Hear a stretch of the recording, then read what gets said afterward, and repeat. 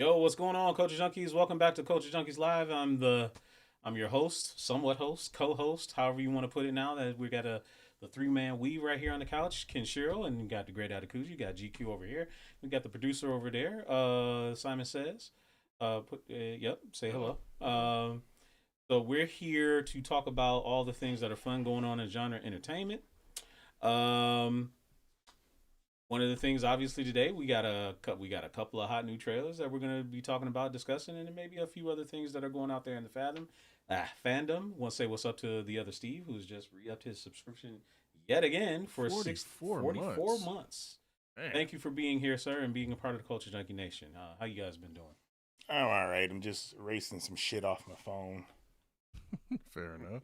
I mean, everybody got to do a little phone maintenance every now and then. Clean up the shit. I'll put it down in a second. I'm just having so much fun. You're having so much fun cleaning this shit off. because you're playing. You're using AI too. Oh yeah, we'll love the AI now. Love the AI. It's really easy to scrape this shit off. Fair enough. AI, the shit wiper. AI has its purposes. I guess so. It does some good work. I guess every so. now and again. We hope you all had a really great weekend. This weekend we watched Sakamoto Days and did a live stream of that. It's going to be edited with some clips a little bit later.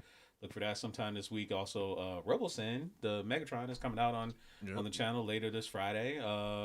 Brief thoughts. Fun toy. Was it worth the expense or was it not worth the expense? Worth it is a hard thing to say for something that costs that much. Now, how much? Yeah, I got that one for $8.99. Damn, bro, you can buy 2 PlayStation 5s and a Pro. Yeah, exactly. But you got to remember, like its current price, even though it's sold out now, it's like it was $8.99 for the early adopters, as they say, because then the price goes up to I think like $1,200 or $1,300 for anybody after a particular period of time. So I got it for technically like $400 off. Damn. So it's actually $12.99. Yeah, that's how much it. I think if you look at the website, it's like $11.99. Holy shit! What? Yeah, the thing is not it's not cheap, but at the same time, given what it does, it's actually kind of worth it because it's programmable, voice activated. It's a lot of functionality there that's actually pretty cool. Okay, wait. So juxtapose that with how much did Optimus Prime cost? Optimus, when he came out, was $800. So, and you got to remember, there's 2 different Optimuses. There's the full size one, which is still Megatron's the biggest one. I think maybe Grimlock might be a little bit bigger. Okay, but Megatron is the bigger of the 2 out of Optimus and Megatron, obviously. And there's the second Optimus, which I think is $5.99, is shorter, smaller. So it's like it's a weird scaling thing that they've got going. Where it's like if you get Megatron, he's like this tall. Optimus is like down here. Other Optimus is like, you know what I'm saying? It's just weird. That sounds weird. Yeah. And then I don't know. It's just it works. Obviously, Frank Welker did all the voice recording for it. So I mean It's pretty cool. Okay. I'll bring it by one of these days. But obviously, the unboxing will be on Friday. So. Yeah, Friday. Yeah, so make sure you come. If you haven't subbed to the channel on YouTube, make sure you do that so you don't miss when the notification hits when GQ unboxes Robosen Megatron. Any other fun stuff happened this weekend? You guys go watch anything? Check out anything new? Oh wait, Skeleton Crew. Yeah, that finished up today or yesterday. Yesterday, okay. It's always Tuesday for whatever strange reason because we got programmed for Disney on Wednesday. I used to watch a lot of that stuff on Wednesday. I forgot it was yesterday. I ended up watching a new anime called the Red Ranger. Red Ranger, yeah. It becomes an adventure in another world, and it's like Power Rangers, literally, but the isekai is crazy. So I watched that yesterday and totally forgot. I watched the Skeleton Crew today, and I liked this show, but as me and Preem were kind of discussing, the ending was pretty mid because they didn't really. Now, granted, they told the story that they were trying to tell. It wasn't trying to connect to anything. That's great. I love the story, but then they started asking a whole bunch of questions to me about certain characters. And I wanted the background. It didn't get resolved at all. It didn't resolve them at all. Yeah, so to Brian Cannon over there checking in over on Twitch, it looks like. Yeah, Skeleton Crew, I did enjoy it. It's very much like you said, the ending was kind of mid. It could have been much better. I think hopefully what we're going to see moving forward is a lot more of these shows are going to have showrunners. So they'll have a little bit tighter control over the story, the pacing, and all that sort of thing. Because that's kind of what plagued Acolyte, Ahsoka, and some of the other shows that came before this one, where it's like, if you just kind of nip tuck this little bit here and add this little bit, then it's a great story. Then it's a good, cohesive, straightforward thing. But without a showrunner, it's harder for them to do that because, as we've mentioned before, a lot of these feel like movies that just got chopped up into longer bits. That's definitely, out of all the ones I've watched, I think that felt the most like this could have just been a one-shot movie, beginning, middle, end. Oh, yeah. And it would have been a fun adventure, fun ride. Absolutely. I mean, each episode was damn near a half hour long, so maybe was it movie length? I don't think it was movie length. It's a little bit longer. It's almost like you get the feeling that we've seen that one guy that has cut up Boba Fett and also Obi-Wan as films, basically. Right. Whereas, there's a lot of filler in that. If you just leave that on the cutting room floor and just tell the story, this will work. So I think Skeleton Crew definitely could benefit from something like that, where it's just like, you know what? Cut some of that filler out, get right down to it. But still, the ending I didn't watch it fully. I watched most of it, probably like 2/3 of it, right? But even as I was watching the ending and how it ended at the very, very, very end, it was so ambiguous.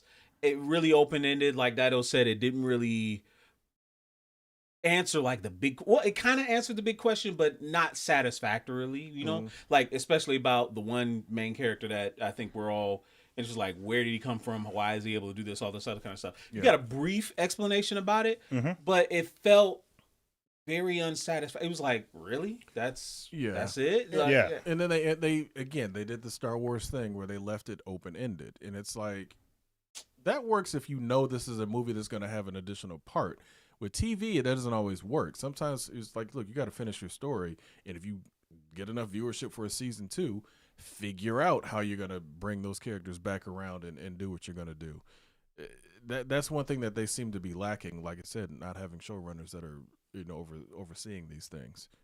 But so we'll see. I mean, Star Wars lends itself to constant follow-up and additional stuff, but we'll see where they go from there. Like I said, I look forward to whatever Disney has to offer because I appreciate all the stories that we've been getting. I may not favor every single one of them to the point that some of these fans, I guess, do. I'm not going to say I dislike them to the point they do. I think I liked everything that came out, but I won't say, oh my gosh, I got to go watch this again. It's just like, oh, it was an interesting story. What's next? Yeah. So with that said, what's next? Do you see the possibility of a season 2? They don't need to. I don't see how. Okay. This is how a season 2 could have happened had they done the show. If I would have done it, the Jad Nawood or Jad Nawood, whatever the hell his name is, would have been a little bit smarter where he would have posed as, because he has force abilities. Right. That's clear. That's not a trick. Yes. If you haven't watched up to episode 7, then sorry, spoiler alert, I guess.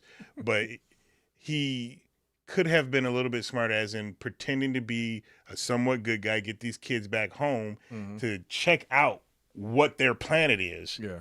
And then use that ship to just make withdrawals whenever he wants to. And then maybe he slips up or something. I don't know. I think the only issue, and again, it's the way they wrote it and presented the story, is his crew caught up to him and he was trying to figure out. Now, like you said, once he got control, he should have maybe dialed it back. That's what I was saying. Yeah. This could have been, because it could have been a whole turnaround. Check it out this way. All right. He helps the kids get back to he's still thinking about robbing the place, but he's still, trying to stake the place out. He sees how much, credits are in there, and it's like, oh, that's a good idea. When he leaves, he starts telling the people about all the stuff that he's seen, and like he says, oh, I have the idea, or I'm going to pretend I'm this, and I'll continue going back and forth.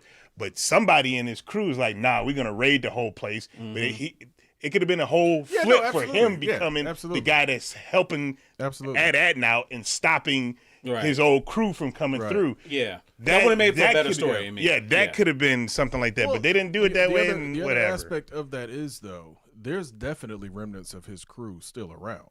Oh, yeah. Somebody got left. I saw somebody running. Yeah. So, I mean, it's like, so there's, again, if they decide to come back to it, they definitely can.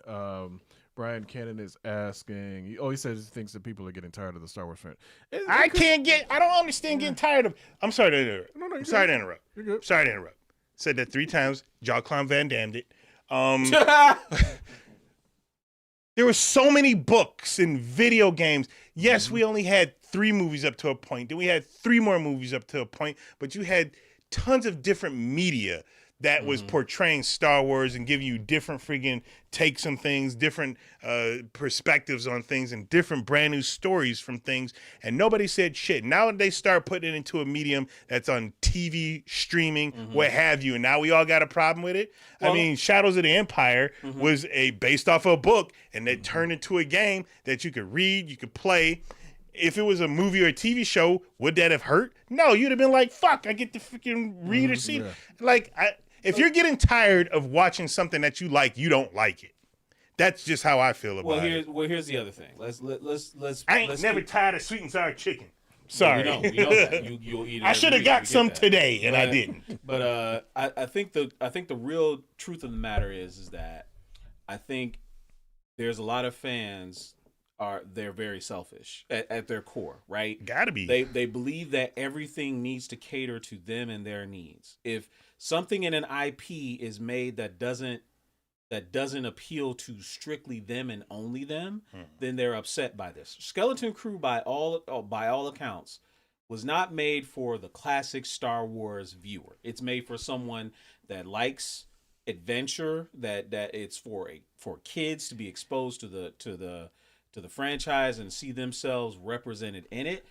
And some adults don't really like that because they boil Star Wars down to it's about lightsaber fights, it's about Jedi powers, it's about space battles, and that's it. And literally, that's it. Everything that you said is correct, except George Lucas said it himself that Star Wars was for kids. He said it for 12 years old. Right. So technically, based on what he said, this is what Star Wars is supposed to be. That's probably why he made that Ewok movies afterwards. Let me say this, and I want GQ to rebut, but regardless of what Lucas says or intends, once he puts it out there, when people consume it, they're going to have their and basically project their own feelings and interpretations on it, and what they believe Star Wars is supposed to be, and what it means to them is what it always should be. Yeah, that's true. People are going to be selfish about their fandom and their feelings because, again, it's movies basically get an emotional response out of you. So once your emotions are involved, logic kind of usually flies out of the window for a lot of fans. They have to understand that this is put out to make money. Everything is a cash grab. That's just how business works.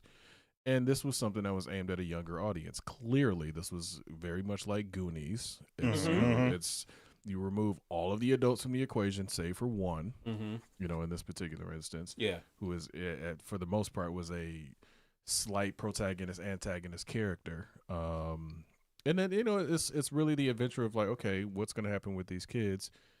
You cut back to their parents a little bit just to have the quote unquote audience reaction to what's going on or this circumstance.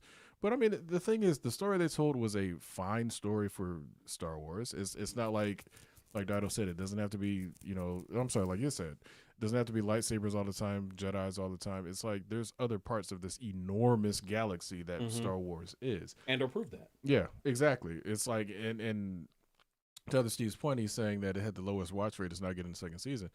That doesn't mean anything. It doesn't need it either. Yeah, no.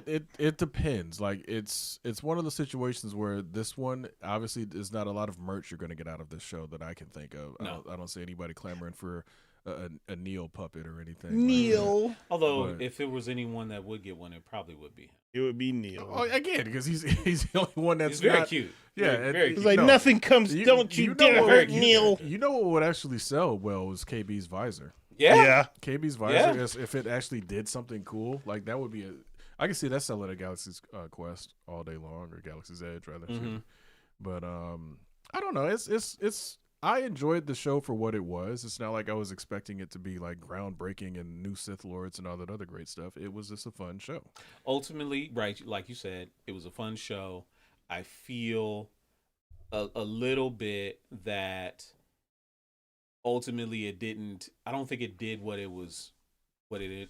Maybe I think it did what it was supposed to do. Okay. Because I don't think it was set up to be a linker. I don't think it was set up to tell stories from other parts of the. It was just fun. It was for its own thing. Prim says here that we need AI to scrap the crappy ending off that Skeleton Crew season finale. Yeah. I mean, the ending was just. The New Republic came and saved the day because the kids managed to get through and do what they had to do to try to. Even though it wasn't that they necessarily saved, now you can find out what's going to happen afterwards, and maybe this could be a linker to what was the name of that crap? The New Order, what were they called? The First Order. First Order, yeah. No, I don't think we're in First Order era. No, not yet. What I mean by that is because the Ad-Atten was a lore. Yeah. Nobody knew anything about it, and they had to shut down that barrier. Now they know it's real, and they're going to find out that this place has all those credits. That's going to happen. That word is going to get out. Yeah, and so maybe something happens where whoever started the First Order used those. The Old Republic credits? Maybe. Who knows? But no telling if they're going to go that way, and probably not, because, again, it probably wasn't meant to be a linker. It probably wasn't meant to start anything. It was probably just meant to be a story that I'll be honest, man. I feel... Here's how I feel about Skeleton Crew. And we'll try and put this to bed and move on to something else. Sorry about that. Ultimately, I feel like Skeleton Crew would have been better off had the kids never gotten home. That's what I said. Then it could have made multiple seasons. Yes, because if they had wild for them to get home. If they had, as unbelievable as it would have been, for them to save themselves from Jod, right? Basically take over the ship because they learned how to pilot it. You know, they got SM-33 back on their side, and you know if they had never gotten home, they would basically have learned on the ropes how to survive in space on their own. And yeah, it seems ridiculous on its surface that these kids would have been forced to grow up and do all this other stuff. But ultimately, I feel like that would have made for a better show because it would have raised the stakes. Yeah, it wouldn't have been a happy ending or anything like that, but maybe it didn't necessarily need a happy ending.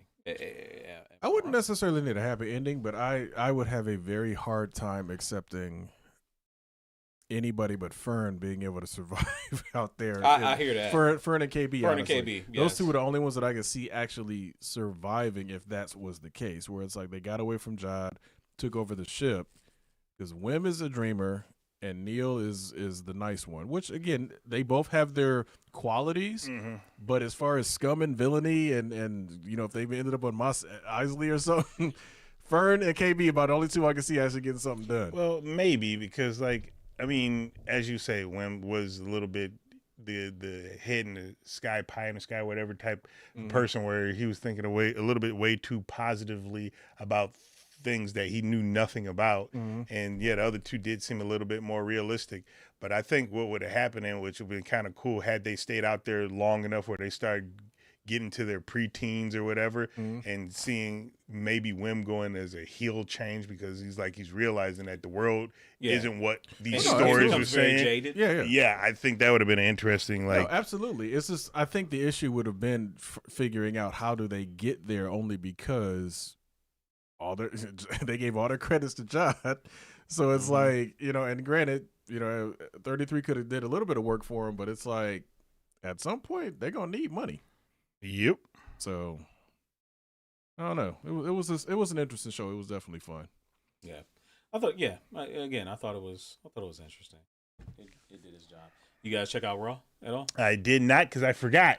And then when I remembered, I was just like, oh, I could go back and watch it, but I didn't go back and watch it because I told you I was watching Power Rangers yesterday. I completely forgot on Monday. Power Rangers? You mean Red Ranger, right? Red Ranger, whatever the fuck. I was watching Power Rangers. I was like, wait a minute, what? I wasn't watching Power Rangers because I haven't watched Power Rangers way back with that one. The friggin' 90s, but right. I was watching that anime.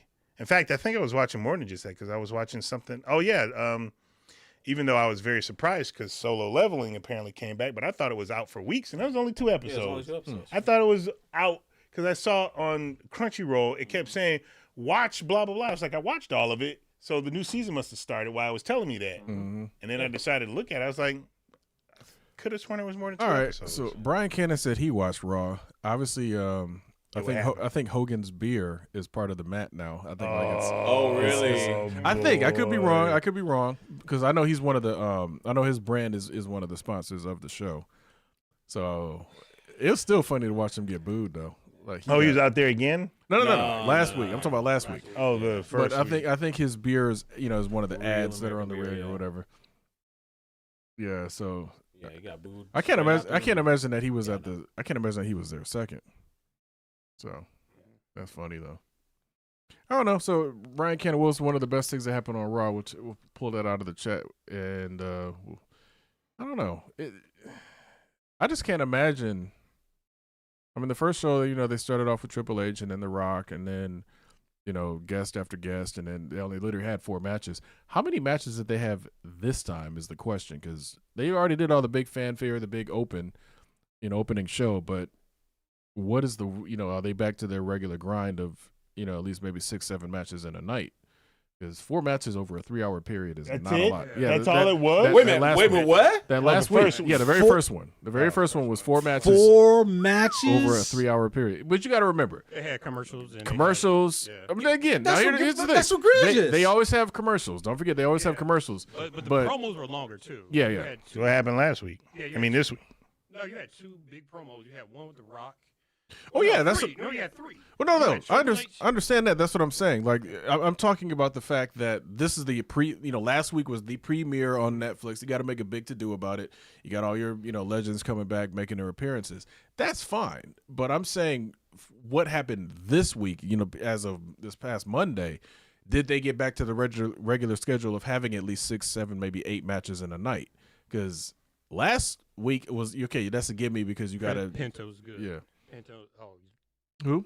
Pinta, he goes by Pinta. Back in the day, he was Pinta. Pentagram Jr. Okay. Pentagram Jr. It's only 2 hours though. But no, he goes by Pinta now. But Raw on Netflix this week was 2 hours. That's what it says. He's like a like I guess he would say he's like big in down in Mexico. He came up. He was in the Lucha Underground, that particular wrestling brand, and then he was in AEW. It was a big rumor that he was supposed to be leaving. Of course, that was not a big rumor, but it was a rumor that he was going to WWE. He showed up. But no, here's the messed up part about it is his brother, Phoenix, is still in AEW, and they hold him hostage because he, I guess it's because he's trying to work out that contract because he had injuries, and they're added on that injury to the contract. So they're like, we're getting our pound of flesh, even though you hurt yourself doing our show. But I get it. I mean, it's like because they know for he's going to go join his brother if the door is open. And again, AEW did a good job of getting competition out there and maybe making WWE step it up a little bit. But like I've said before, they rely a little too heavily on the ECW style of blood and shock. It's like we're past that. We're kind of in the storytelling athleticism era of wrestling now, where it's like people want a little bit more. Now, granted, WWE is very vanilla when it comes to certain things, but that's also because the schedule they work kind of requires them to be like, look, you say them big crazy moves for the pay-per-views, all the other hot dogging and all the craziness. Every single week is not worth it because you're doing this for a couple people at a house show and you got hurt. Now we can't use you on a pay-per-view. It's pretty much pointless. Yeah. So, let's see. Ray Phoenix is trying to jump ship too, but yeah, Tony Khan is holding him hostage. I mean, again, and that's just good business on Tony Khan's side, but I get it. But he might show up at some point if Triple H sees some value in him. So he said they had about 5 to 6 matches this last one. 6 matches. In 2 hours. That's actually pretty good. Also, so it's just a 2 hour according to this, hours. because I just pulled it up to see how long it was. Yeah, it's 2 hours. Okay. Sheamus is back? To pay that money to go to the Intuit Dome. I didn't know that. Nice new arena, and you only get 4 matches. Now, wait a minute. How many did they show versus what? I'm pretty sure there was a dark match to start off before we. No, actually, I take that back because they had that curtain up. Yes. So, yeah, they probably didn't have any dark match to start off. Now, they might have had something after. They might have, because remember when we went, actually, no, you didn't go to that one. You went to the pay-per-view with me. But when it did Monday Night Raw, when it was here at LCA, they had Roman Reigns come out with the rest of the Blood. Well, at the time, the 3 people of the Bloodline that was with him. Okay. No commercials when you're watching a replay. Oh, well, I mean, that's fair. I mean, I didn't know. That must be the entire extra hour. That could be the extra hour. The extra hours commercials. That's cool. Yeah. The entire extra hours commercials. Hey. That's wild. I mean, I get it. You know, like I said, they got to pay that bill. Yeah, I guess so. Who else on Gunther? Gunther. Ladies. So I'm going to open up the media scene in a sec. Actually, I take that back. It'll autoplay as soon as I do that. So, yes, you will. Yeah. Yes, it will. So I think the first one is Daredevil. So let's go ahead and hit, because I couldn't believe this morning. I sent that text to y'all in the group text that we have. Yeah. They dropped the Daredevil trailer today, man. Disney Plus is taking no prisoners on this one, man. And watching it, the very next text I sent, it was like, oh my God, because this trailer was unbelievable. Yeah, but we should definitely watch it again and give our kind of like live reactions to it. If you haven't seen it, we're gonna have it on the screen. We'll be lower a little bit. Hopefully the sound isn't too overpowering. Producer, you'll have to make sure that that it's not blowing out people's eardrums and all this other kind of stuff. But maybe we'll just let it play. Yeah, we're gonna let it play through. We're gonna let it play through, and then we'll come back and give our thoughts on it. Yep. So all right, let's get to it. Bam. Oh, he just decided to do that on us. Yeah, just do the replay. Yeah. Yeah, there we go. I apologize. Thank you for finding the time. Well, I will admit, it's not entirely. I love just sitting seeing you again. I mean, I understand, and they're playing head games now. You're gonna have to catch me up. Does the Kingpin in the comics know who Daredevil is? Yes. And how does that dynamic still work? I don't understand that. It's like, could you imagine Joker find out Batman who he is? He does. He knows who he is. He knows. Joker knows who Oh, he Bruce just is. doesn't care anymore. Yeah, no, he just doesn't. So he doesn't care. mess with him while he's Bruce. He just messes with him when he's Batman. Because Batman is who's fun. He He only cares about Batman. Gaming the system. Why did you stop being a vigilante? I'd like to understand how that works, because like it feels weird when you have a vigilante who the main character knows who he is, and they already established that he's mayor in this trailer. So how, like, does he not like? Oh, I'm going to outlaw. Well, vigilante. that was kind of his thing in the comics run. We'll have to see what happens here. But my belief is, based off of this trailer, and we'll get into it afterwards. But man, the action in the trailer was just by far some of the crazy, even more than the Netflix show. They went way beyond what we thought we were going to get. Have no idea how the Punisher fits into this. How Bullseye fits into this, what Kingpin's ultimate, machinations, what his goals are. There's still a lot of unknowns. White Tiger, are we going to see him a lot? That type of thing. There's a lot that they didn't say, but dude, just the shot of him like literally breaking dude's leg, crazy. That shit was full. Yeah. Ooh, I hate looking at stuff like that. I know, right? when he broke dude's arm, yeah. Here's the thing, though. Here's the thing with that. Harley Quinn. I love that they brought the music back and made it more orchestrated. Yeah. I'm actually going to let it run back because I want to give us a couple of pause moments, because there's a couple of things that I noticed. Okay, what did you notice in this? It's more or less about how it's shot and then how they frame things. Because if you look at, and I'm going to pause it once they get to that moment. If you look at this moment right here, how Wilson is taking up more of the table. Yes, because it's like he's imposing his power, and like you said, is almost like his will is like, and they keep cutting back to that shot.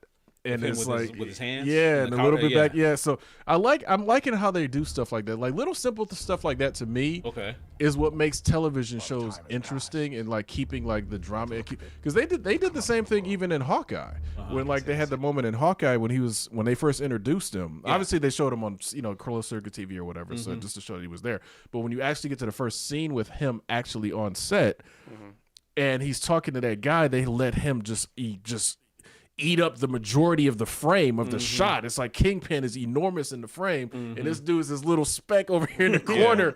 You know, so it's like I like when they do stuff like that. When they do storytelling just through like even if you just freeze it, right? There's a whole story being told. So I like when they do stuff like that. Yeah. So and obviously we know Vincent D'Onofrio does an amazing job as Kingpin. You know, I wonder if anyone had asked him, what is this his favorite role ever? I would love for someone to ask him that question. I wonder because he eats the hell out of this role. Yeah, that's a fair question. What was that? I want to know if they're going to, and it doesn't necessarily have to, because again, a story is a story is a story.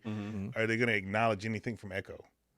Because not only was Daredevil in there, but the Kingpin was also in there.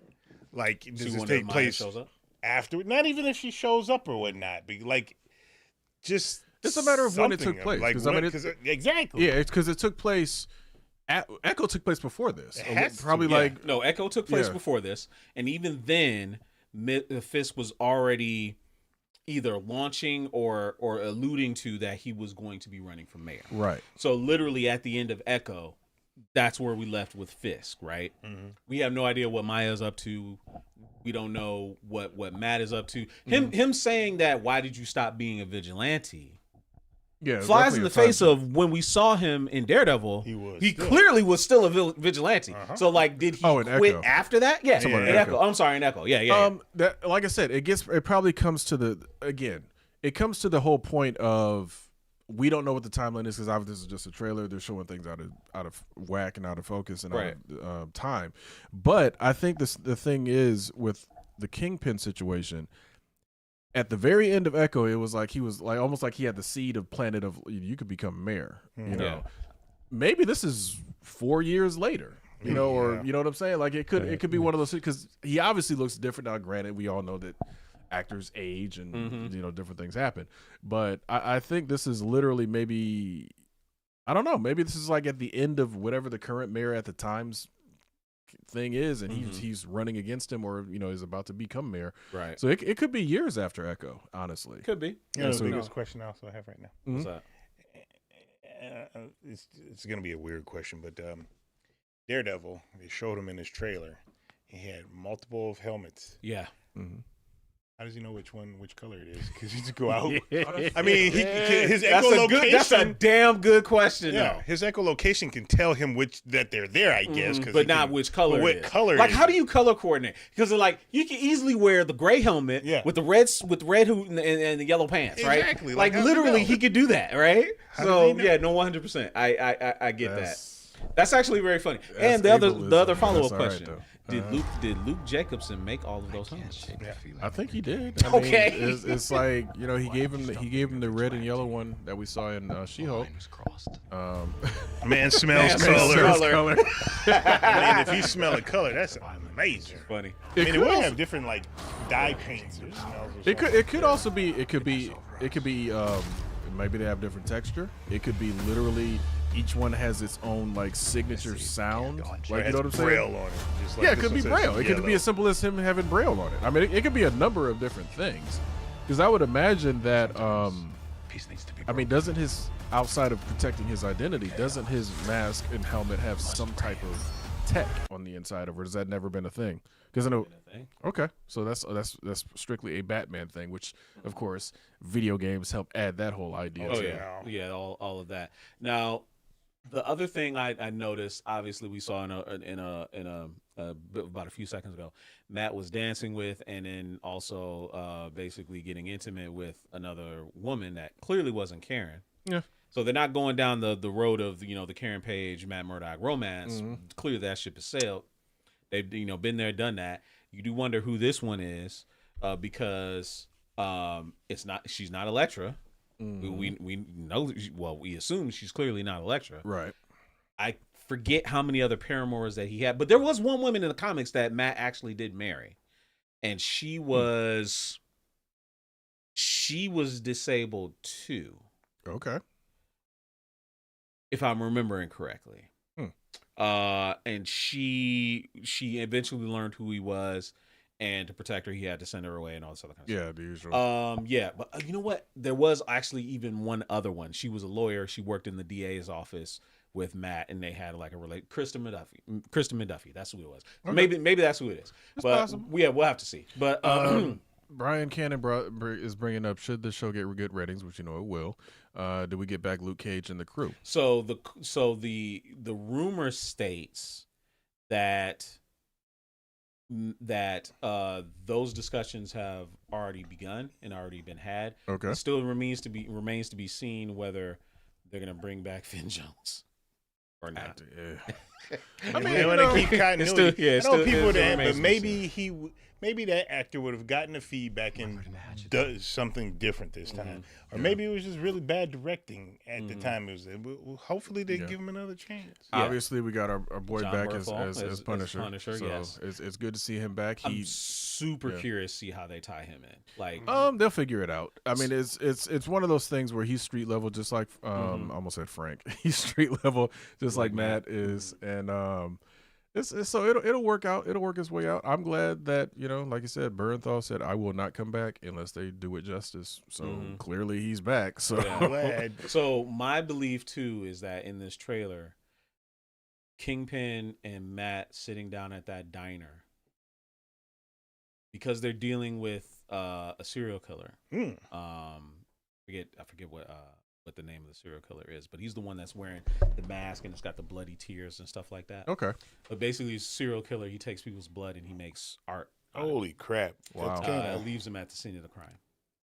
This is drains my them all, belief. like vampire? No, not like a vampire, but literally just as they're bleeding out. That's literally his. Oh, it makes it right there. Pain. Oh, he makes it right there. Yeah. Oh, he makes it right there. Like the Crow. Yeah, something like that, right? That's kind of so. Crazy. My belief is that the police can't get a handle on this guy.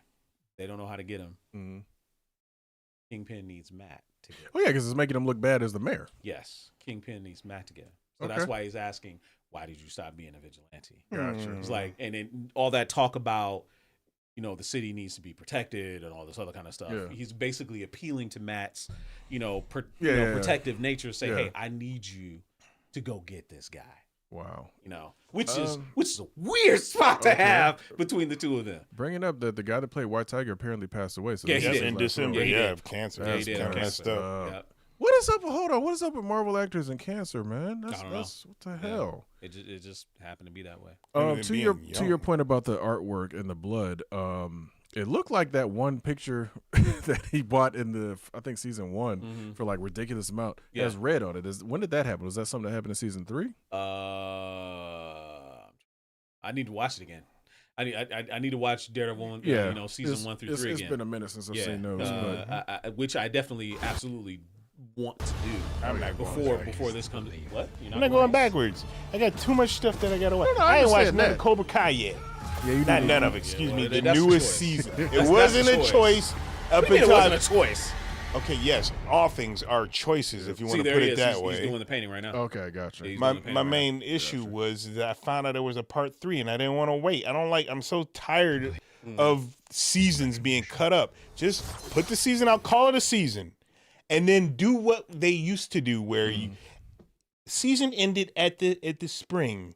Season starts in the fall, not 2 years later, 3 years later. Stop doing that. You got to remember though, a lot of the shows outside of cartoons is a different thing because that's they crank those out of the factory.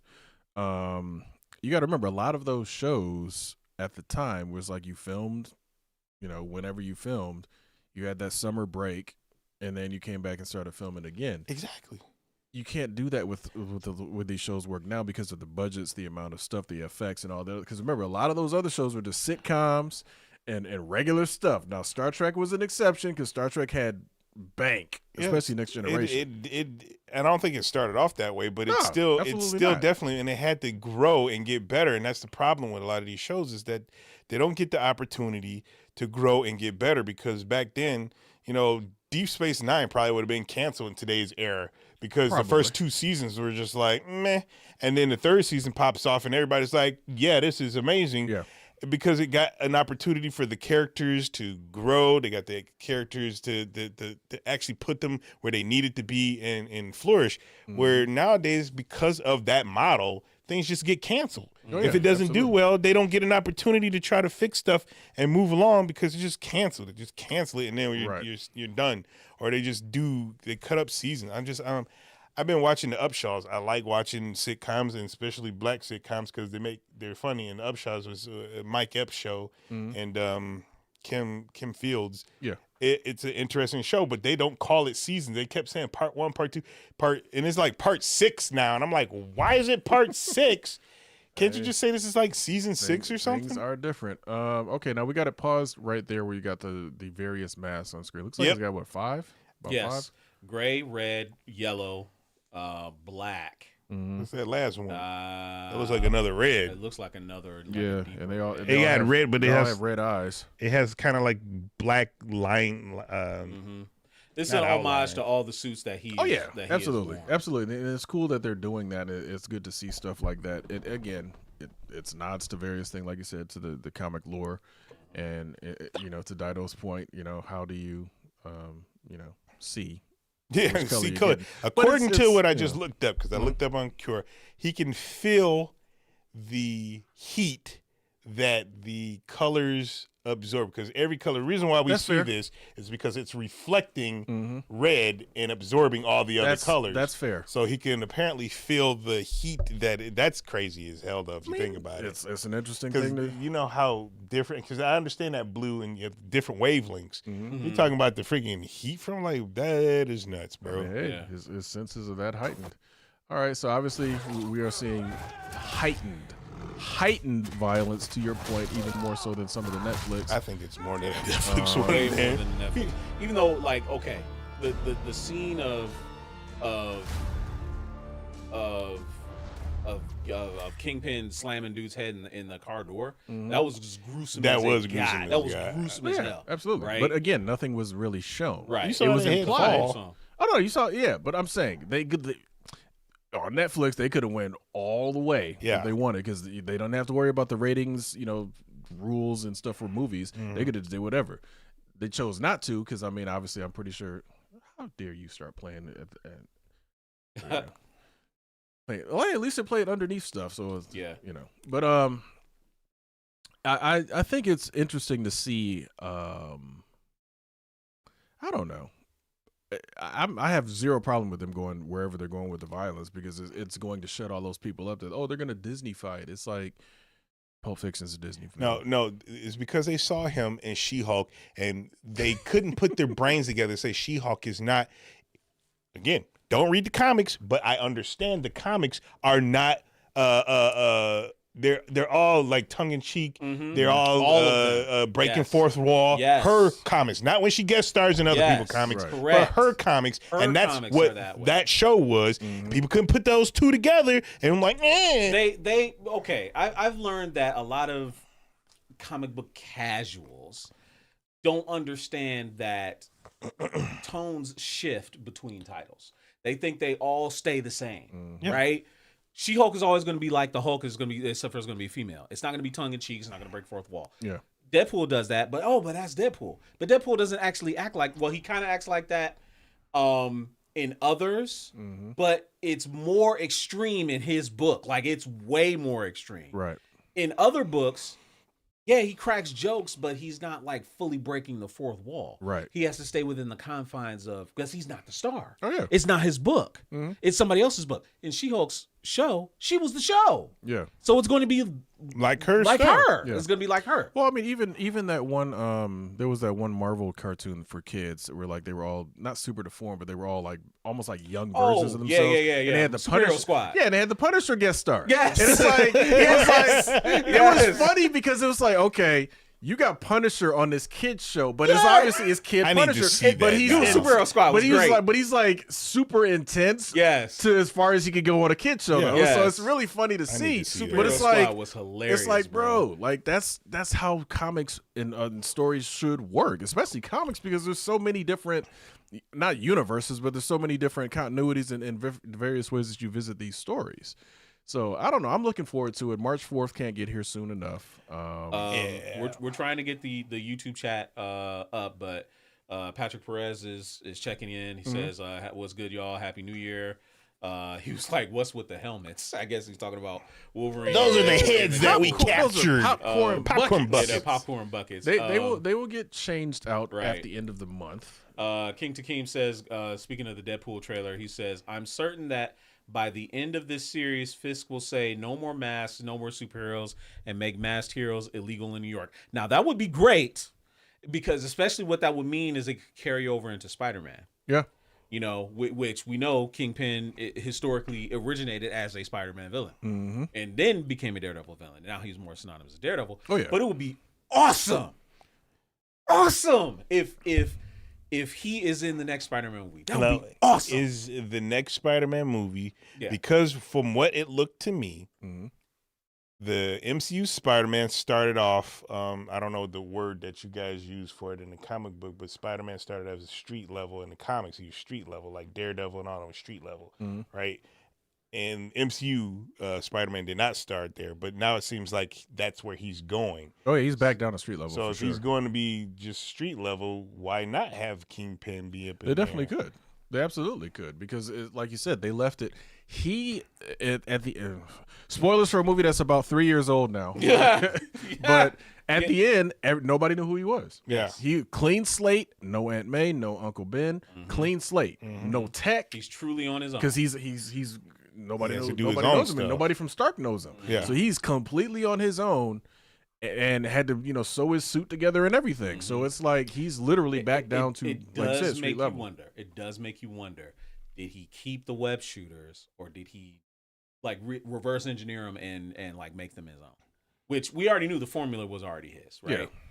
It was only, just I think he keeps the web. I think he keeps the web shooters. Didn't he already have the web shooters though before? He didn't have Tony's sophisticated one. No, he didn't have Tony's. He had his own version. He had his own version, yes, absolutely. but he didn't have Tony's sophisticated one. That's why I was asking. Are you talking about where you can electrocute people with? Yeah, the taser webs and all this other kind of stuff. Did he keep those? Right. I think he keeps just the one that we saw at the beginning of Infinity War, where like he could basically slap it on almost like a slap bracelet. Yeah, it was the web shooter. I think this was sweet. Yeah, I think he keeps that at least, because it's like that's his basic web shooter. It doesn't have taser webs and all that other crazy stuff that he got from all of the other versions. That go ahead, Simon says.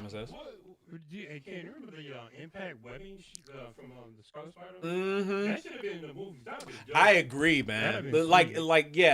When they first did Scarlet Spider, they innovated Spider-Man so much because the whole impact webbing and stuff like that. They tried to make Ben different than Peter. Peter only just had the web shooters and lines. Yeah. It was Ben Reilly that introduced the impact webbing and the different types of applications of using webbing, which I thought was cool. I did too. I thought it was really, really cool. And yes, I did like Scarlet Spider, even the hoodie, the hoodie uniform that he had. Which one? I thought that was. Did you like the cane? No. What I didn't really like the cane one. I'm just talking about the original Ben Reilly with the red. What we saw in Into the Spider-Verse. Yeah. Well, excuse me, Across the Spider-Verse. The Ben Reilly that we saw that was voiced by Andy Samberg. That Ben Reilly, the uniform that he had, that was the one that I really liked. And he was literally drawn like a Mark Bagley drawing, which was awesome. Nice. Everything about that was pretty sweet, right? Like depressed and everything. Yeah, he was like super serious and everything. Always trying to do the poses and shit like Ben Reilly, which was pretty fun. Hendo Omega says that he's hearing that Spider-Man 4 is supposed to be against Kingpin, but will be tied to the Avengers now instead of street level. He would prefer that they go the street level route. that makes more sense. I mean, especially since we were cheated out of a Kingpin confrontation in the Insomniac Spider-Man. We still haven't gotten it, right?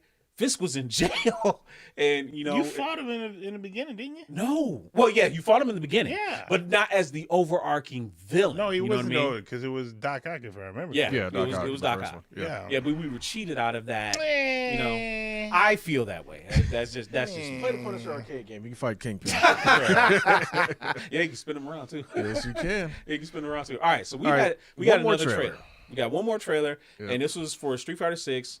My Shiranui, we got a gameplay trailer that came out. Boom, there we go. So we're gonna watch that right now and react to that too. For those of you obviously that you know, you've been watching the show. Her eyes are up here. Yeah, her eyes are up there somewhere. Is that what she says now? Yeah. Well, sort of. At the end, she kind of sees. And he bouncy. Yeah. So I like that outfit. Yeah, that's her new outfit from City of Wolves, or Fatal Fury, City of. I heard people complaining about that because she's not showing as much skin too. I mean, she's got her classic outfit. She does. Classic right there. You know how all these. You know what? People always complain. They gonna complain. It's like they literally give you the option to use either one. Plus, you'll get a third outfit once Elena is released, because I think that's usually the release order. So it's like, actually, no, I take that back. She might come with a third outfit right off the bat, because Akuma did and Bison did. Okay. Actually, no, Akuma did, but Akuma was the end of first season. Okay, I take that back. I'm all mixed up. By the time Elena comes out, there will be a third costume for all of these characters. Yeah, because Bison was the beginning of season 2. So that's how that works. As the one who plays Street Fighter 6 the most, what do you make up her moveset? It's obviously a lot of her Fatal Fury, stuff, classic animations, classic poses, moves, and various things. Yeah. One of the things that's new, at least for Street Fighter, for what I'm seeing, is she has an install super, which is basically, as you see, her fans are bouncing off and getting additional hits. Yeah. So that one super she does where she puts her hands together and the flames swirl around her. Yeah. You can't see the meters because obviously the meters are turned off for the demo, basically. But she's installing what they call flame stocks. So a lot of characters have stock moves now where Ryu can charge up and throw his a 2-hit fireball. Instead of always using the EX version, he can charge up and he throws out a 2-hit fireball. Jury is something that they gave Jury in Street Fighter 5 actually, was giving them stock moves. So she automatically gets 5 stocks. I'm sure there's going to be a move that you can do to go up 1 stock at a time. But they say if you do her level 1 super, you get all 5 filled up. There's a lot there, man, and it's going to be interesting to see, because one of the things that I've noticed when these guest characters come into other games, Akuma started the whole thing in Tekken 7. He was a ridiculous beast in that game. Yes, he was. It was almost unfair how powerful he was. Yes, he was. Yeah, and then Geese comes in. Geese was crazy, bro. Geese was ridiculous in Tekken 7. Crazy. So it's like now what you're seeing in I don't got to play him a little bit over. What was it, New Year's? No, not New Year's. Was it Thanksgiving when I brought the Street Fighter over and we were playing a little bit? You saw how Terry was. And how Terry's great. That was New Year's. Terry's that was New Year's. I'm sorry, New Year's. But it's like you saw how Terry was. Yeah, so it's like they make sure the guest characters get shine for sure. She's gonna be way unbalanced. It's like when she drops on February 5th, there's gonna be so many my players. You're gonna be like, bro, is this? Looking at her moveset, looks like it doesn't look like they're balanced correctly. It looks like all her moves are kind of free flowing, and she's gonna be ridiculous. It looks like she has more counters if you think about it. Kind of how it looks. Yeah, but I think it's they might have to I seriously hope they don't let the Ryuenbu basically act almost as a parry. Here's what it looks like. Right, dude? Don't it? Okay. Here's what I've heard. Here's what I've heard. Her fan projectiles. There's 2 different ways you can throw it. You can just throw it, standard fireball motion, throw it. If you hold the button down, it changes the property of what happens. So if you throw it normal, let's just say you just jab and throw it, you can knock it out of the air with a punch. You can literally kick it or knock it out of the air. It doesn't hurt you. If she held the button down, now there has to be an animation change, because otherwise, how do you know? Right. It'll basically hit as an actual hit, or it'll bounce. There's a whole system there that's going to need to be figured out and understood. And you got to remember, those are the basic combos. Once the pros get a hold of her, I know, man. She is going to be insanely powerful. Yeah. So it's going to be interesting to see. Totally see that. And Omega. 100% see that. Bro, Kasumi is not going to ever end up in Street Fighter. Yeah, man. And the reason I say that is because Dead or Alive, unfortunately, as a franchise, is pretty much dead. Really?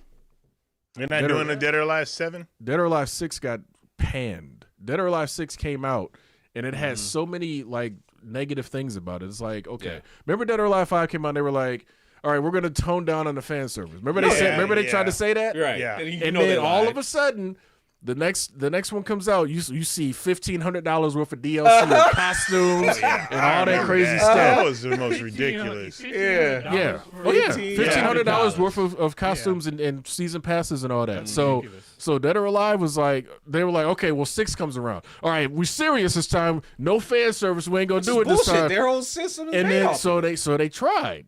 They tried. And nobody was gonna buy that. I don't know. Think about No. They tried. Yeah. The problem was the fighting system was kind of foobar. And then once they were like, okay, we got to start giving the fans some of the stuff they want, they put it behind so many paywalls, microtransactions, weird, goofy, like unlock conditions. You had to pay money to change their hair. Yeah. Oh, what? And you can't buy an ultimate version where it just has everything on there. They put so much garbage on top of DOA 6 that people were just like, dude, I didn't even want to play. It's like they wanted to kill it. Yeah, it's almost like they did not want to like keep making these games anymore. It's literally like they wanted to kill it. Like I don't understand that. And I was even telling Dido earlier, remember, a lot of people remember the Dead or Alive Extreme series, which is the volleyball. The most recent one that's going to come, actually, I think in March as well, doesn't even have volleyball in it, for one. It's more almost like one of those like dating sim, like type of games that they have in Japan. Yeah. And also the other issue is there's only like 1 or 2 of the Dead or Alive girls in the game, even though it's a DOA game.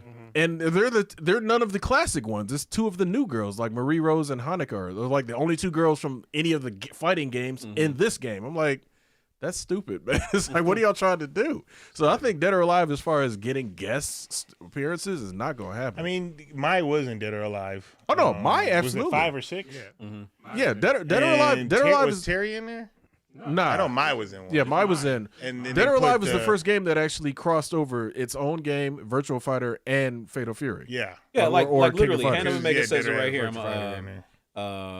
He said it right there. He was like, DOA lives and dies on its fan service. Absolutely. Which is 100% and true. Whoever was running Tecmo at the time forgot that message. Right. They was like, yeah, we can make one without. It's like, no, you can't. No, that was the main draw, unfortunately, for the first game.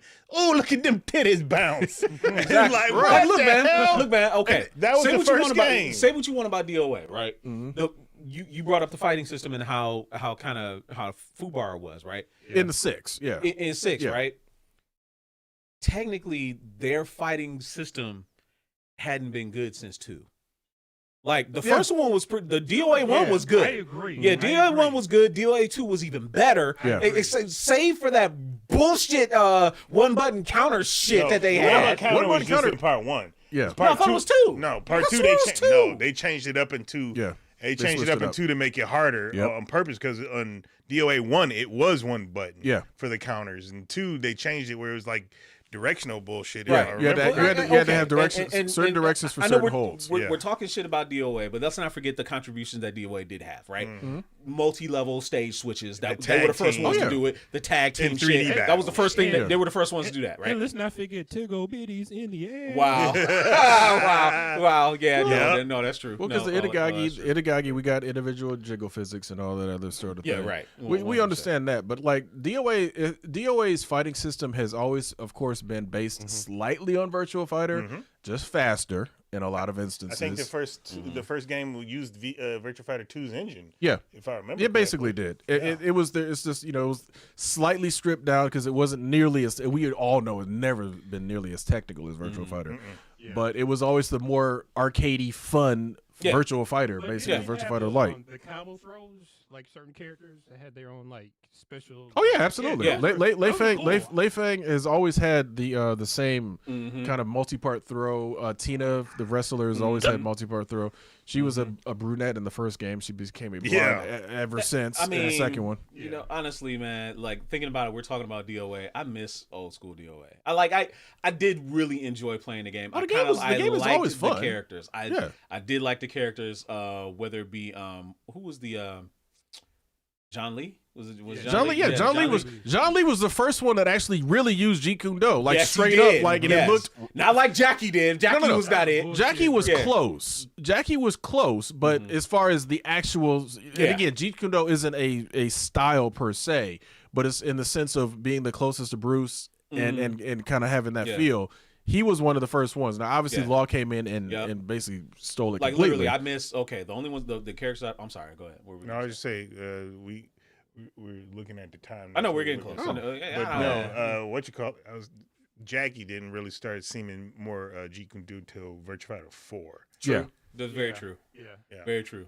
He was kind of generic. Him and Sarah. did he and Sarah have the same pretty much They the same felt moveset? they felt like they were, felt but they very weren't. similar. They weren't. Nah. They weren't at all. Even in Virtua Fighter 1. Yeah. They Yeah. weren't. That reminded. I was supposed to put that on my Polymega today. That's what I was gonna do. Virtua Fighter 1. I was gonna put all of them on there because Okay. I have it for the 32X and the Saturn Right. and the remake. And I was gonna. Yeah, Sarah had a lot of that. kick attacks, but I don't think she was supposed to be Jeet Kune Do. Okay. No. She was a different fair. art form. Not really I mean- too sure what her. I fight mean, was. yeah, but so I mean, I already know you're gonna get mine, right? Oh yeah, I mean it's a I've already battle got pass? the season pass. Oh, So I mean, yeah, so okay. she's All right. as soon as she's available, she'll Who be would there. you want them to bring in that they haven't brought in? Laura, they need to bring Laura back. They not bring. I bet you they don't probably bring her won't. back. They probably won't. because they didn't bring back Abel. They got rid of him. No. No, they forgot Abel. Yeah. They forgot Rufus. Rufus who went through bye bye. Mhm. What's that wrestler name with the mask? Oh, El Fuerte. Yeah, Fuerte. They got rid of he him. gone. Mhm. So it's just like some characters you just I don't Did you think say they will come Hakan? back. Did you say Hakan already? Oh, they got rid of the him. oil No. wrestler. Hakan, Yeah, he the oil gone. wrestler, He's the Turkish oil referenced. wrestler? He's referenced in Street Fighter 5. Is he? Actually, yeah, in, Okay. in somebody's ending, I think he's referenced. But I mean, the thing is, again, that's a bias. I would like them to bring her back out of bias because I thought she's a character that would be very interesting in this engine. Shit, they forgot about Sean after I one was just game. going, Sean should And be the that's one her- that comes that's her back brother, to me. isn't it? Yeah, Sean that's should be her the one that younger- comes that's back. her younger brother. Yeah. They can bring them both back. I don't care. Yeah. Let's see. King Takim. Akira is the only Baji Kwan practitioner. in Yeah. games. He's that's To that to that degree. Yeah, yes. to that degree and Yeah. What other technique. What other game? I'm is that trying to Baji think. Kwan? I'm trying to think other games that might have had Baji Kwan characters. If it's been Actually- a fighting game, I don't think I've actually, seen let's- one. let me look that up. there probably is, but like Akira is the one that shows it off the most realistically. Yes. As far as the actual Yes. movements and stuff. That is one thing that Virtual Fighter Virtual Fighter will always have the claim to being one of obviously the most technical fighters out there. And also one of my funniest things I always make fun of it for, because every time they come out with a sequel, maybe maybe two new characters. Yeah, Which again, I get it because of the amount they of work try that to goes into balance it. the crap Yeah. out of the Maybe characters, one. They And try that's- to- and that's- maybe one, maybe two. And I like I said, I appreciate it. I always make fun of it in that sense. The most they ever added was in 4, I think, because So, they added, I think, 4 people. I'm reading on Reddit, and this is obviously got to take it with a grain of salt. This is Reddit. Yeah. This is Reddit we're talking about. Reddit says that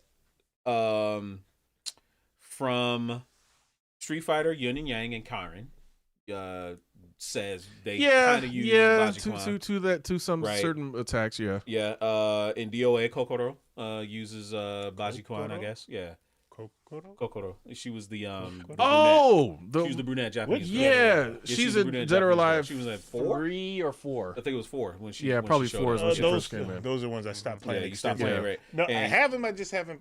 And King of Fighters, extensively Sei Kenso and Tung Furu. Used, That's Baji fair. Kwan. Yeah. That's fair, especially Sai. Mhm. Yeah, so yeah. I have Okay. to say, I popped them Dead or Alive 2 into the Xbox Series S. Mhm. I don't know what they did with that game, but that game looks. If that looks like how it used to look like on the OG Xbox, Mhm. Oh, you talking about DOA 2 Ultimate? yeah, that Yeah, Ultimate right. was upscaled. Gosh. Ultimate got a really good upscale. That game looks Lastly, amazing. Mhm. Lastly, they say from Tekken 7, Julia and Leo. Julia, I don't know about Julia. because Julia in the beginning from Tekken 1, It was just Michelle. Michelle. oh, that's right, Yeah, Julia Michelle. was Michelle. Yeah. Julia Chang. Yeah. Yeah, I And forgot that was who's- supposed to be her adopted who's daughter. the other character besides Forgot Julia about and Tekken? Michelle. Leo. I can see that. I don't play Leo, but I can see that though. Okay, that's fair. Yeah. But like I said, Akira is still out of all of them. He's the poster boy. He's the poster boy He is for the that poster style. boy. My man from Fighting Vipers. What's my man's name? You know what I'm talking about? The JoJo hat. Yeah, I forgot his name. He's like the main character. I think he seemed more like Akira than anybody else. True. I don't know. What was my man? Maybe. I mean, no, he would have been the simplified version because Fighting Vipers obviously is A little bit more is arcadey. arcadey. It's almost. It's funny enough. It's funny to say it. It's almost Sega's DOA, to not to the perv degree, but to some of the simplicity. Yeah, What was his name? Bond. I think that's what it was. It was something like that. I think it was Bond. Yeah. I don't know though. It's. I'm definitely looking forward to it. It'll be cool to play as Mai in the upcoming, I guess, about 3 weeks from now. Oh, so. Here we go. Mm-hmm. So, according to the Tekken Wiki, practitioners of Baji Quan in Tekken, Michelle Chang, Julia Chang, slash JC, Lael Clayson, Paul Phoenix to a limited degree, which I can see super Paul limited degree. in what you call it, and Akira do share some, absolutely, especially the shoulder attack through Mimicry, Mokujin, and Tetsujin. Yeah, that's the style copies. That makes sense. Yeah. So that's pretty much it according to Tekken Wiki. All right. Well, I appreciate y'all for coming by and enjoying the show with us. And the discussion was a lot of fun, very lively. Make sure you come back. Actually, wait. Are we gonna? I think we might try and stream on Sunday when we do stuff, because obviously it'll be after the divisional round for the Lions. So the Lions hopefully should have their ticket punched for the NFC Championship game. Because if they don't, that would be very. I am not going to be a happy man. I have a feeling that it's just not going to be a happy man. Because how in the heck does 6 beat 2? Hey, look, any given Sunday. In this case, any given Saturday. But I digress. Yeah. Anyway, so maybe we'll do some kind of a stream on Sunday. Last week we did Sakamoto Days. Maybe we'll come back and we'll watch something else. Well, wait, what does the second part of that come out? That actually comes out Saturday. Or is it Friday? I think it's Friday. No, it's Saturday. Is it Saturday? It's Saturday. Okay, yeah. So we could do a follow up on that. Maybe we'll on Sakamoto Days, because it was good. I thought it was fun. Oh, yeah. And have some Sunday fun shenanigans, that type of thing. Do a catch up on the weekend and see how everybody's doing. So, but yeah, it was a lot of fun talking to you guys. Thank you for being here. Appreciate everybody that checked in on Twitch and checked in on YouTube as well. Make sure you subscribe and don't miss GQ's unboxing of the RoboSim Megatron. Yep, which this is Friday. coming out this Friday. Baji Quan. Who? Bond. Oh, Bond. Oh, yeah. Okay, yeah, you nice. was right. So that's it for Culture Junkies Live. Thank you for being here. We appreciate you all. For my friends, the Great Atakuji, Simon Says, and GQ, I'm Kishiro. We'll see you guys later.